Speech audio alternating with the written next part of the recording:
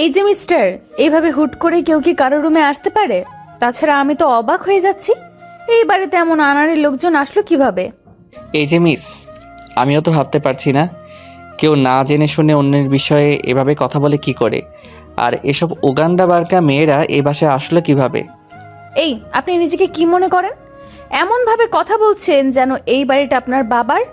আর অন্যকে উগান্ডা বলার আগে নিজের ড্রেসের দিকে একবার খেয়াল করে দেখে নিলেই বুঝতে পারবেন যে আপনি কোনো একটা চিড়িয়াখানার মাল।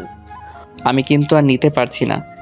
সারা রাত জার্নি করে এসেছি অনেক কষ্ট করে, এখন মাথাটাও ঝিনঝিন করছে। ও, বুঝতে পেরেছি। বাংলার কোনো এক গ্রাম থেকে এসএসসি পাশ করে শহরে আসা হয়েছে নিকট আত্মীয় স্বজনদের ধরে একটা সিকিউরিটির চাকরি পাওয়ার জন্য। Am I right? না মানে এটাই তো হয়। Shut up, stop your mouth, you are coward. আর একটা বাজে কথা নয়। ওমা, আপনি দেখছি আবার আধো আধো ইংরেজিও বলতে পারেন। না না, আমি ভুল বলেছি। আপনাকে সিকিউরিটি নয়, বরং একটা অফিসের ক্লার্ক পদে যোগদান করার কথা বলে দেব আঙ্কেলকে। আঙ্কেল? Who's uncle? বাসার সবাই কি গায়েব হয়ে গেছে নাকি? কাউকেই দেখছি না কেন? আম্মু, আম্মু তুমি কোথায়? ও, এতক্ষণ পরে বুঝতে পারলাম এই বাড়ির বুয়া জামেলা খালার ছেলে আপনি। কিন্তু এখন তো বাসায় কেউ নেই, সবাই তো পাশের কোনো বাড়িতে গিয়েছে। কে একজন মারা গেছে সেখানে। এই আপনার মুখটা একটু বন্ধ রাখুন। কে মারা গেছে সেটাও তো বুঝতে পারছি না। এই কথা বলে আমি নিজের কাঁধে রাখা ব্যাগ আর ব্যাগটা ছুঁড়ে আমার খাটে রাখতে গেলেই মেয়েটা সরে যেতে গিয়ে আমার সাথে ধাক্কা খেয়ে পড়ে যাচ্ছিল। কিন্তু মনের অজান্তেই আমি তাকে নিজের বুকের সাথে ঝাপটে ধরে দুজনেই বেডের উপর পড়ে যাই। কিছুক্ষণ নীরবতা পালন করার পরে মেয়েটি নিজের পোশাক ঠিক করে আমাকে থাপ্পড় মেরে বলে, শালার গাইয়া, তোর এত বড় সাহস, এই রিকটাকে জড়িয়ে ধরেছিস? থাপ্পড় খেয়ে আমি আমার নিজের পরিচয়টা দিতে লজ্জাবোধ করলাম। তাই তো নিজের পরিচয় না দিয়ে আমি আমার গালে হাত বোলাতে বোলাতে রিক্তাকে জোর করে বুকের সাথে জড়িয়ে ধরে ওর ঠোঁট দুটো নিজের ঠোঁটের মধ্যে নিয়ে বেশ কিছু সময় আদর করে বেডেই শুয়ে পড়ি। বলি, তোমার মতো অহংকারী মেয়েদের জন্য এটাই আসল মেডিসিন। বাড়াবাড়ি করলে আরও ভয়ঙ্কর হয়ে যাব, তখন নিজেকে রক্ষা করতে পারবে না। কারো সম্পর্কে কিছু না জেনে তার গালে থাপ্পড় মারার পুরস্কার এটা। তোর এত বড় সাহস হয় কি করে? জঙ্গলির মতো আচরণ করতে লজ্জা করে না? আমাকে আবার তুমি বলা হচ্ছে? এই কথা বলে আমি ছেলেটাকে আরো রাগিয়ে দিতে চেষ্টা করলাম, কেননা ওর দুষ্টুমি আদর আমাকে এই মুহূর্তে পাগল করে দিয়েছে। তাই ও যেই হোক না কেন, পরে দেখা যাবে। এখন তো ওর আদরটা আর একটু পেতে হবে। এই প্রথম কোনো পুরুষ মানুষ আমার শরীর স্পর্শ করে আমাকে বুঝিয়ে দিল নারীর সুখের জন্য পুরুষ কতটা জরুরি। বাসাতেও কেউ নেই, তাই ওকে আরো উত্তেজিত করতে হবে। তারপর যা হবার তাই হবে। এই রানা আজ পর্যন্ত তার মা বাবা ছাড়া আর কাউকে তোয়াক্কা করে না। আমি তো আগে থেকেই তুমি বলতে চাইনি, আপনি নিজেই আমাকে তুই বলে বলার পরেই তো রাগটা বেড়ে যায়। আর এবার কিন্তু ধরলে সহজে ছাড়বো না, ভেবে চিন্তে কথা বলবেন। কি এমন বীর পুরুষ রে, ওনার ভয়ে গর্ত খুঁজতে হবে মনে হচ্ছে। পারলে এবার আমাকে ছুঁয়ে দেখো কি হাল করি আমি। দেখুন, আমি নারীদের সম্মান দিতে জানি, তার মানে এই নয় আপনার মতো মেয়ে মানে বেয়াদবকে সম্মান করব। কি আমার ভদ্রলোক গো, একা পেয়ে একটা মেয়েকে যে ভোগ করতে চায় সে নাকি আবার নারীকে সম্মান করে? আমি তো বললাম যে বেয়াদব নারীকে তার শাস্তি না দিলে তার বেয়াদবি থামবে না। আমাকে কি তাহলে বেয়াদব বলে মনে হয়? যদি তাই মনে হয় তাহলে এবার শাস্তি দিতে আসার আগে নিজেকে প্রস্তুত করে আসবেন। বলা তো যায় না, অঘটনও ঘটতে পারে। এই রানা কোনো অঘটনকে ভয় করে না। মুখে সবাই অমন বলে, আসলে কথায় বলে না যে ঘেউ ঘেউ কুকুরে কামড়ায় না। তবে রে, এবার তো তাহলে কামড় দিয়ে দেখতে হয়। তবে কামড় দিতেও রুচিতে বাঁধে। কি একটা বিদঘুটে আকৃতির চেহারা। নিজের ব্যর্থতা ঢাকতেই এই সুন্দরী যুবতীকে বিদঘুটে বলা কাপুরুষ মুখে মানায় না, আর তো নিতে পারছি না। এবার মনে হয় আপনাকে একটা উচিত শিক্ষা দিতে হবে। এইসব কি হচ্ছে? আমি কিন্তু চিৎকার দিতে বাধ্য হব। ছাড়ুন আমাকে, আমার কিন্তু খুব লাগছে। এইভাবে কেউ কাউকে ধরে নাকি? আমি তো ঘেউ কুকুর কামড়াতে নাই বা পারি, বা থাবা দিয়ে আচর তো দিতে পারি। সেই আচরের কারণে যদি জলাতঙ্ক হয়ে যায় তাহলে তো আমি মারা যাব। তাহলে কাউকে কুকুর বলার আগে তো একবার ভাবা উচিত ছিল। কুকুর যখন বলেই ফেলেছেন, এখন তো কুকুরের কামড় সইতেই হবে। আপনার হাল এমন করে দিব যাতে আর কোনো যুবককে কুকুর না বলা হয়। এ কি, আপনি তো এবার বাড়াবাড়ি শুরু করে দিয়েছেন। এতক্ষণ মুখ বুজে সব সহ্য করেছি বলে এখন এই নষ্টামি সহ্য করা কিন্তু সম্ভব নয়। ছাড়ুন আমাকে। এতক্ষণ তো সিঙ্গেল রান নিয়েছি, এবার তো 4 ছক্কা হাঁকানো শুরু করব। তার আগে এই রিক্তা আপনাকে ক্লিন বোল্ড করে দিবে, তাই আগে ভাগেই রান আউট হয়ে পেভিলনে ফিরে যান। তাহলে তো এবার দেখতেই হয় আপনি কত বড় একজন বোলার। আপনাকে আর কিছুই দেখতে হবে না, ম্যাচটা এখানেই শেষ হয়ে যাবে, কারণ বৃষ্টি চলে এসেছে। আমার বৃষ্টি আন্টি ও আঙ্কেল চলে এসেছে। আমি তাদের গলা শুনতে পেয়েই রানাকে বলার সাথে সাথে আমাকে ছেড়ে দিয়ে দ্রুত অন্যদিকে চলে যায়। মনে মনে খুব রাগ হচ্ছে। আন্টি আর আঙ্কেলকে কি এখনই আসতে হলো? ভালোই লাগছিল ওই বুনোটার আদর, ওর বিষয়ে ভালো করে জানতে হবে এমন কথা ভাবছি। যখন তখন বাইরে বেরিয়ে দেখি আঙ্কেল ও আন্টিকে উদ্দেশ্য করে বলছে, তোমরা এতক্ষণ কোথায় ছিলে? আমি সে কখন এসে তোমাদের জন্য অপেক্ষা করছি। আর আমার রুমে ওই পেতনিটাকে ওয়াক থু, রুমে ঢুকে কি বিশ্রী একটা গন্ধ রে বাবা, আমি তো প্রায় বমি করেই ফেলেছিলাম। আরে ও তো তোর বাবার বন্ধু ডাক্তার সাগরের একমাত্র মেয়ে রিক্তা। ওর সাথেই তো তোর বাবা তোকে বিয়ে দিবে বলে ঠিক করে রেখেছে। তোমরা কি যে সব করো, আমি যা সহ্য করতে পারি না তোমরা তাই করবে। যাও, ওই মেয়েকে আমার রুম থেকে বের করে দাও। আমি খুব ক্লান্ত, এখন বিশ্রামের প্রয়োজন। আমি এক্ষুনি রিক্তাকে নিয়ে অন্য রুমে যাচ্ছি, তুই যা তোর রুমে। কি করে যাব? ওই পেতনিটা তো এখনো আমার রুমে বসে আছে। আর কি করতে এই বাড়িতে এসেছে ওই মেয়েটি? এভাবে বলে না বাবা, 2 দিন পরেই রিক্তা তোমার স্ত্রী হবে। চিনি না জানি না, ওই রকম ঝগড়াটে মেয়ে আমার বউ হবে আর আমি মেনে নিব? রিক্তা খুব ভালো মেয়ে, ওর বাবা মা খুব ভালো মানুষ।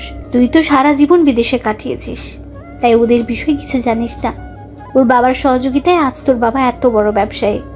আগে ফ্রেশ হয়ে নে, পরে সব জানতে পারবি। আমার যা জানার তা জানা হয়ে গেছে। এখন তুমি বলো, ওই মেয়ে কি এখন আমাদের বাসায় থাকবে? হ্যাঁ, ও এবার মেডিকেলে ভর্তি হয়েছে আর আমাদের বাড়িতেই থাকবে। সমস্যা নেই, খুব তাড়াতাড়ি তোদের বিয়ে দিয়ে দেবো। কিন্তু আমি তো ওই বেয়াদব মেয়েকে বিয়ে করব না। ও আমার সাথে বাজে কথা বলেছে, শুধু তাই নয় আমাকে বাজে ইঙ্গিতও করেছে। তুমি জানো না ও নষ্ট মেয়ে। বুঝতে পেরেছি, তুই ফেল করেছিস। আমি তোমার কথা বুঝতে পারলাম না, আমি আবার কিসে ফেল করলাম?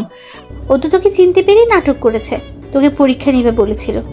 আমাকে কি করে চিনবে? আমি আগে তো তার সাথে দেখা করিনি। আরে বোকা ছেলে আমার, তুই কি এই যুগের ছেলে না? তোর ছবি ওর কাছে রয়েছে, নেট থেকে নিয়েছে। আর তোর রুমের সাথে আমাদের যে ভিডিও কলে কথা হতো তার রেকর্ড তো অনেকবার শুনেছে। তাহলে কি আর করার, আমি যেখান থেকে এসেছি সেখানেই ফিরে যাই। এখানে আমি কাদের কাছে থাকবো? সবাই তো আমার পর, আপন বলে কেউ আমার নেই। এসব কি বলছিস? আমরাও তোর পর, এই তোর শিক্ষা? পর নয় তো কি? আমার সাথে যার বিয়ে ঠিক করে রেখেছ তাকে আমার সকল তথ্য দিয়েছ, অথচ আমাকে কোনো তথ্যই দাওনি। ও এই কথা? আমরা তো তোর ভালো চাই বলেই আগাম কিছু জানাইনি। আগামী যদি সব কিছু জানাতাম তাহলে লেখাপড়ার অনেক সমস্যা হতো, আর সেই জন্য কিছুই বলিনি। সন্তানের চেয়ে মা বাবার কাছে আর কেউ বেশি আপন হতে পারে না। আর আমরা তোকে ছোটবেলা থেকে কখনোই কিছু জোর করে চাপিয়ে দিইনি, তাই বিয়ের বিষয়টাও জোর করে চাপিয়ে দেব না। রিক্তাকে তোর যদি পছন্দ না হয় তাহলে বিয়ে করবি না, এই বিষয়ে আমরা তোর ঘাড়ে জোর করে কিছু চাপিয়ে দেব না। ঠিক আছে চলো, তোমরা যখন সব কিছু জেনে শুনে ঠিক করেছো, আমার সেখানে তো আপত্তি থাকলে চলবে না। তবে আমি মেয়েটা মানে রিক্তাকে একটু পরীক্ষা করে দেখতে চাই, নিশ্চয়ই তোমরা আপত্তি করবে না। আমি যে রানাকে পরীক্ষা নিতে গিয়ে একটু বেশি আবেগী হয়ে পড়েছিলাম, তাতে করে ও যদি আমাকে বাজে মেয়ে মনে করে, তা অবশ্য করবে না, কারণ একটা থাপ্পড় কিন্তু দিয়েছে। যদিও উচিত হয়নি, সমস্যা নেই, বাসর রাতে ক্ষমা চেয়ে নিলেই হবে। এই যে মিস MBBS, সব কিছু জেনে শুনে ওভাবে আমার সাথে নাটক করা কি ঠিক হয়েছে? আমি খুব লজ্জিত। আমাকে কি ক্ষমা করা যায় না? আমি আসলে ওভাবে মনে করে কিছু করিনি। আমি প্রথমে চিনতেই পারিনি, পরে যখন চিনতে পেরেছি তখন কিছু বললে যদি কিছু মনে করো, তাই কিছু বলিনি। ক্ষমা তো এমনি এমনিতেই হবে না, যদি ক্ষমা পেতেই হয় তাহলে এখন আমাকে 2 হাতে জড়িয়ে ধরে কিস করতে হবে, ঠিক সেই সময় আমি যেভাবে করেছিলাম। তুমি আমাকে যদি ক্ষমা নাও করো, তবুও আমি বিয়ের আগে অনৈতিক কর্মকাণ্ড করতে পারবো না। এমনিতেই তখন অনেক কিছু হয়ে গেছে, আমি ভুলতে পারছি না। তখন তো অনেক কিছুই ঘটতে পারতো, তাহলে বাধা দাওনি কেন? আমি বাধা দেইনি, এটা কি সত্যি কথা? আমি তো আমার সাধ্যমতো চেষ্টা করেও যখন কোনো উপায় পেলাম না, তখন একটা অন্যায় করে ফেলেছিলাম। আমি তোমাকে থাপ্পড় প্লাস। ভাগ্যিস তুই তখন থাপ্পড়টা মেরেছিলে, তা না হলে তোমার সম্পর্কে আমার ধারণাটা পাল্টে যেত। কিন্তু এখন তো আমি জেনে গেছি আমরা খুব তাড়াতাড়ি স্বামী স্ত্রী হতে চলেছি, তাহলে এখন একটা কিস করতে সমস্যা কোথায়?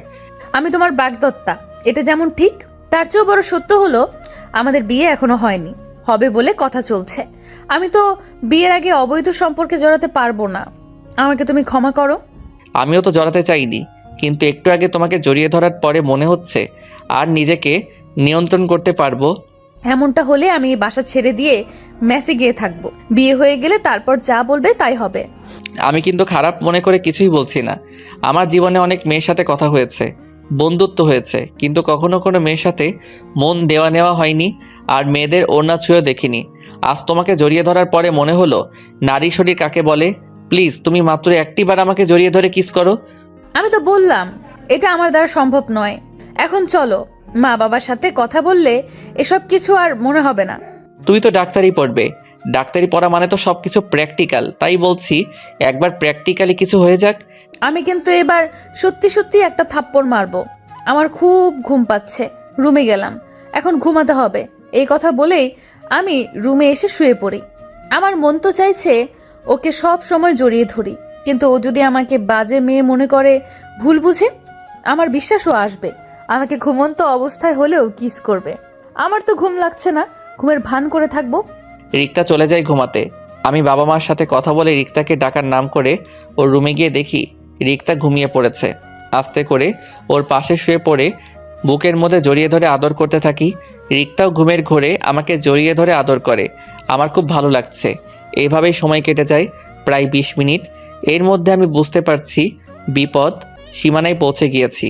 আর ঠিক তখনই রিক্তা জেগে যায়। এ কি তুমি এখানে আমার পাশে শুয়ে কি করছিলে? সত্যি করে বলবে কিন্তু। তুমি তো আমাকে তখন একটা কিস দিলে না, তাই এখন চুরি করে তোমার ঘুমন্ত অবস্থায় একটু আদর করলাম। আমার ভুল হয়ে গেছে আসলে। ছি ছি, তুমি এতক্ষণ আমাকে আদর করছিলে? তুমি এক কাজ করো, সবকিছু যখন হয়ে গেছে তখন আমাকে আজই বিয়ে করো। তুমি বলতে না পারলে আমি বলছি আন্টি ও আঙ্কেলকে। তুমি বলতে পারবে? তাহলে চলো এখনই তুমি বলবে বিয়ের কথা। তা তো বলবোই। তোমার আদর পেতে আমি যে অস্থির হয়ে পড়েছি, আমি যে কত কষ্ট করে নিজেকে নিয়ন্ত্রণ করছি সেটা শুধু আমিই জানি। কি ব্যাপার, মনে মনে কি কিছু ভাবছো? না, কি ভাববো বলো? তবে ভাবছি কাল আব্বু আম্মুকে আসতে বলবো। রেজিস্ট্রিটা আপাতত করে রেখে যাক, পরে ধুমধাম করে অনুষ্ঠান করা যাবে। তাহলে এখনই চলো, বাবা মা তোমাকে ডেকে নিয়ে যেতে বলেছে। তুমি যাও, আমি আসছি, একটু হাতে মুখে পানি দিয়েই আসছি। আমি রিক্তার সাহস দেখে অবাক হয়ে যাই।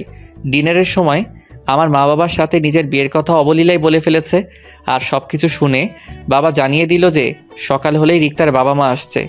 সিদ্ধান্ত হয় আগামীকাল বিকেলে রেজিস্ট্রি হবে, 2 মাস পরে অনুষ্ঠান নিয়ে আমার তো মাথা ব্যথা নেই, আমার মাথা ব্যথা বিয়ে নিয়ে।